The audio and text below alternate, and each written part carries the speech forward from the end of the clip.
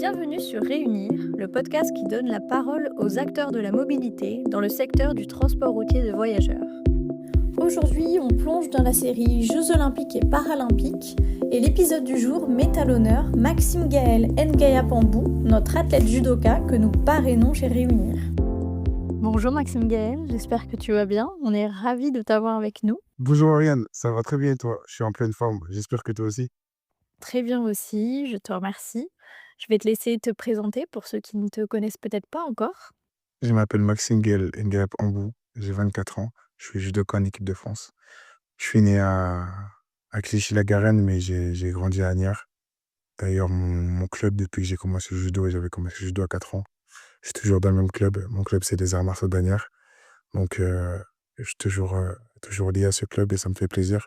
J'ai commencé mes premières écoles aussi aux écoles d'Agnières, que ce soit la maternelle, la primaire, le collège. Et après, j'ai enchaîné en sport-études au Pôle Sport Bretigny. Et après, 3 ans après, j'ai intégré l'INSEP. Merci beaucoup pour cette présentation.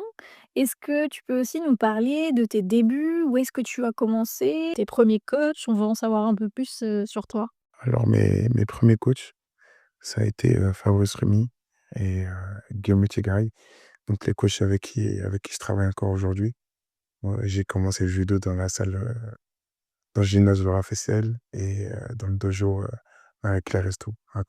C'est encore le dojo où je m'entraîne encore aujourd'hui quand je m'entraîne à mon club. Et pour toi, Maxime Gaël, qui est ton pilier dans cette carrière de judoka? Mon frère, il joue un rôle important. C'est grâce à lui que j'ai commencé le judo, parce qu'il a 3 ans de plus que moi, donc il a commencé le judo avant moi. Tous les mercredis, j'accompagnais ma mère à ses entraînements et logiquement, dès que j'ai eu l'âge pour commencer le judo, je l'ai suivi. Il fait aussi du judo à haut niveau, il s'entraîne à l'INSEP. Il a été avec moi tout au long de ma préparation pour les jeux, donc ouais, c'est un pilier aujourd'hui dans ma préparation et dans ma carrière. Et ouais, après les différentes, rencontres que j'ai fait, jusqu'à aujourd'hui, au début de ma carrière, on a formé ce petit groupe des forces spéciales qui, comme j'ai dit, sont des frères aujourd'hui. On s'entraîne tous les jours ensemble, on est à l'école ensemble, on est tout le temps ensemble, donc on souffre ensemble aussi. On a fait pas mal de stages ensemble où on a souffert ensemble. Donc ouais, aujourd'hui, c'est comme des frères, on se voit très souvent en dehors du judo, en dehors des entraînements, donc ouais, non, c'est vraiment comme des frères aujourd'hui. Et ce partenariat avec Réunir, qu'est-ce que ça symbolise pour toi? Ça fait maintenant 1 an que le groupe, associatif Réunir me parraine et franchement le temps c'est passé super vite. Ce que je retiens surtout, c'est que dès le début, je me suis senti soutenu, accompagné et surtout, écouté.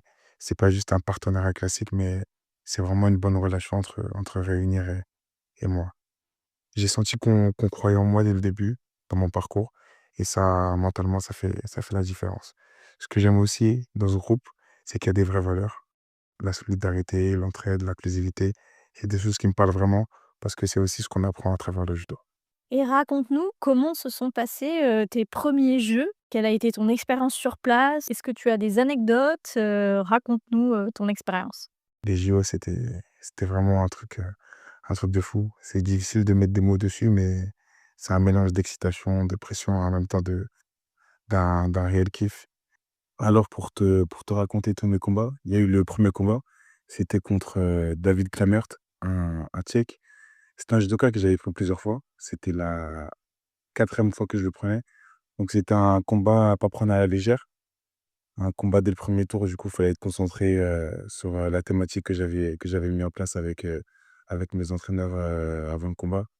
Ça a été un match, pas compliqué, mais très tactique. C'était histoire de se lancer dans la compétition, donc j'ai gagné par, Hanso Koumake, disqualification. Je lui ai mis 3 pénalités. Après, ça a enchaîné en 8e de finale contre, l'Azerbaïdjanais, AJF, que du coup j'avais déjà pris aussi, qui m'avait battu en demi-finale du Paris Grand Slam, 2024. Là, ça a été un combat beaucoup plus engagé. Du coup, que j'ai gagné Ippon. J'ai mis un 1er Wazari, donc une première valeur. Et après, je lui ai mis un contre Ippon. Donc, grâce à ce combat, j'ai été qualifié pour les quarts de finale. Où là, les quarts de finale, j'ai rencontré Celidis. un judoka grec qui lui a un profil assez, compliqué à aborder. En fait, il fait pas mal de fausses attaques, mais en fait, c'est des fausses attaques qui déstabilisent quand même, donc qui sont pas pénalisables. Donc c'était un combat à pas prendre à la légère. Je savais que j'avais la demi-finale, que c'était qualificatif pour la demi-finale, donc j'étais bien concentré. Ça a été un combat long parce que, le judoka que je prenais, il était bien physique, donc ça a été un combat long. Ça allait jusqu'au golden score et au golden score, je lui mets une valeur sur, Sumgeishi, une technique que je fais beaucoup. Après ce combat, du coup, j'étais qualifié pour les demi-finales où je prenais, le japonais, Murao que j'ai pris plusieurs fois.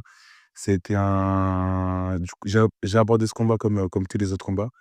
J'avais la détermination de me qualifier pour la finale et d'aller chercher ce titre.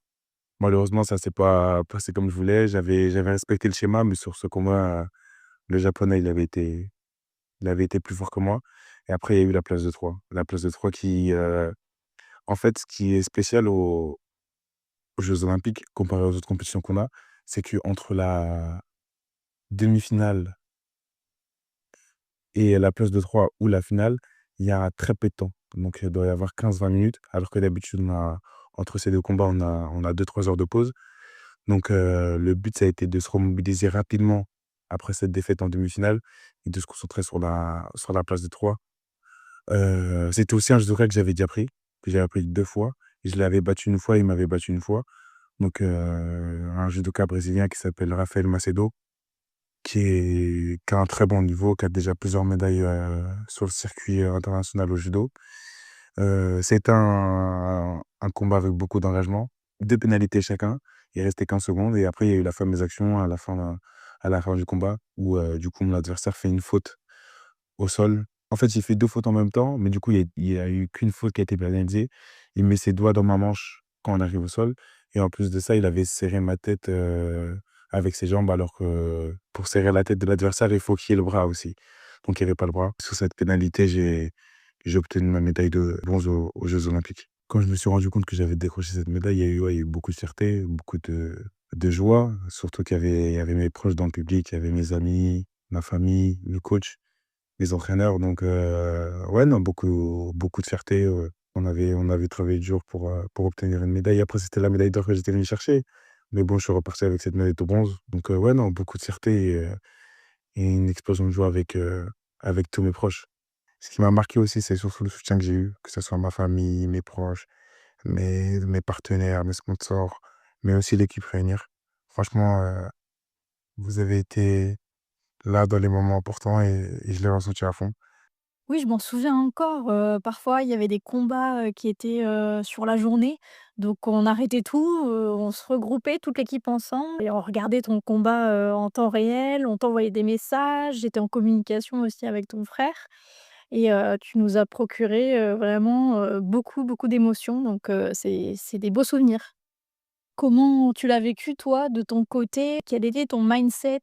Comment tu arrivais à rentrer dans le combat et qu'est-ce que tu te disais pour te mentaliser, pour te motiver? Sur place, j'étais dans ma bulle, j'étais focus sur mon combat. Je pensais à rien d'autre, juste à gagner et à donner le meilleur de moi-même. Ce qui est fou aussi, c'est que on se prépare pendant tellement d'années pour quelques minutes de combat.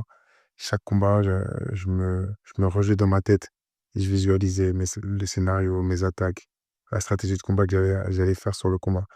Donc ouais, ouais, franchement, c'est très spécial. Avant chaque combat, je me faisais ma petite routine.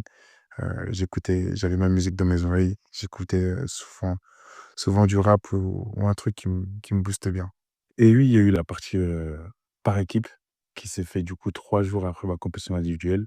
Bon, on s'est tous remobilisés après notre compétition, que ça soit bien ou mal passé, on s'est tous remobilisés. On savait qu'on voulait garder le titre, chez nous. L'autre équipe, de France aux Jeux olympiques de 2021 a repris le titre aux Japonais en finale.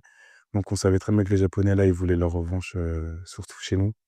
Donc on a été bien mobilisés pour cette compétition. Ça a été une compétition longue avec pas mal de combats et il y a eu la fameuse finale contre le Japon où, Il y a eu la fameuse remontada en finale. Donc ouais, non, beaucoup de beaucoup de plaisir, pris lors de cette journée et on était vraiment contents à la fin de la journée parce que repartir de cette compète avec un titre par équipe, c'était vraiment cool. L'après JO, par contre, ça a été un retour à la réalité. Il était particulier, mais moi, je suis vite retombé. On est passé d'une bulle d'excitation avec tout ce qui s'est passé, que ça soit les médias, la télé, les gens qui te sollicitent et après tu rentres chez toi. Moi, j'ai fait le vide. J'ai profité avec mes amis, je suis parti en vacances, j'ai bien voyagé et je me suis vite remis focus sur la suite de ma carrière. Je voulais pas m'arrêter à ces jeux olympiques. Je voulais vraiment me servir de cette première médaille olympique pour encore progresser. Pour moi, c'était juste une étape. J'ai encore beaucoup de médailles à aller chercher. Donc, j'en sors grandi de cette, de ces jeux olympiques, mais je sais que c'est juste une étape. Franchement, aujourd'hui, le judo, c'est ma vie. Ça m'a apporté énormément de choses. Ça a déjà des valeurs, on le sait très bien, que ce soit le respect, la persévérance, l'humilité et surtout l'abnégation. Grâce au judo, j'ai vite compris que l'abnégation, ça allait être un point important dans ma carrière. Et après, il y a les rencontres que j'ai faites dans le judo. J'ai rencontré des personnes aujourd'hui que je considère comme des frères. Donc ouais, non, le judo, ça m'a apporté énormément de choses. Par rapport aux compètes après les Jeux olympiques, j'ai eu quelques compétitions. J'ai eu le Grand Slam de Paris où je me blesse en demi-finale. En demi-finale, donc je peux pas combattre en place de 3.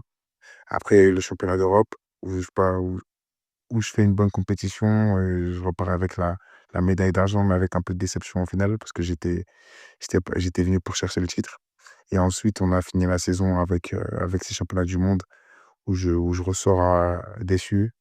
Je je ressors avec une 7e place, je perds en quart de finale contre le japonais, le même japonais qui m'avait battu, aux jeux olympiques, dont beaucoup de déceptions et après je pars en repêchage contre un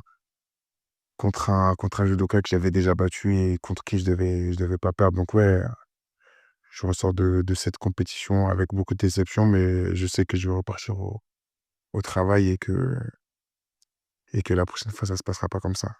Mais ouais, ça a été une saison assez courte parce que c'est la saison juste après les jeux olympiques.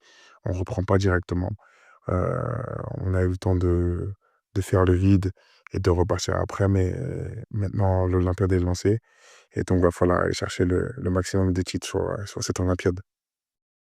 Concernant l'avenir, j'ai encore plein d'objectifs en tête. Faut que je continue à performer, que j'aille chercher le maximum de médailles. J'ai je vais m'entraîner dur pour aller chercher des titres, que ce soit des titres, européens, mondiaux ou olympiques et on va s'entraîner dur, on va faire plusieurs stages. Par exemple, je suis actuellement au Japon pendant 3 semaines avec l'équipe de France pour faire un stage, assez intensif pour enchaîner sur la prochaine saison. Franchement, un merci à toute la team Reunir, à Oriane, à Sabine, à Alexandre. Je vous remercie pour, tout le soutien que vous m'avez apporté pendant cette olympiade et durant cette saison et je suis content de continuer, encore, cette aventure avec vous, de renouveler ce partenariat. Franchement, c'est une vraie fierté de faire partie de la famille Réunir et j'espère qu'on ira chercher le maximum de médailles ensemble. Merci, à toi aussi de nous avoir fait vivre, autant d'émotions depuis un an et de continuer cette belle aventure avec nous. On est ravis, de te parrainer, une nouvelle fois. Avec toute l'équipe réunie, on te souhaite que le meilleur. On te souhaite, de beaux succès à venir, on sait que peu importe, les épreuves, tu resteras, toujours, hyper déterminé et merci aussi pour ton témoignage et on te dit à très vite. Merci beaucoup Oriane, j'ai été ravi de participer à ce podcast et à très bientôt.